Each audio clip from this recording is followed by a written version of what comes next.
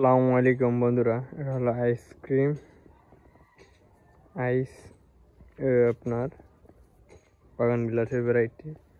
এটা হলো fire, watermelon, green apple, Chitra,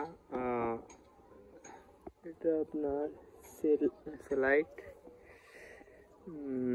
তারপরে আপনার ওয়াজেদ আলী শাহ, ক্যালিফোর্নিয়া গোল্ড, আপনার মহারানী, প্রচুর ভ্যারাইটি আছে। সাথে আপনার ওই দেখেন তিমা, এটা হলো পার্তো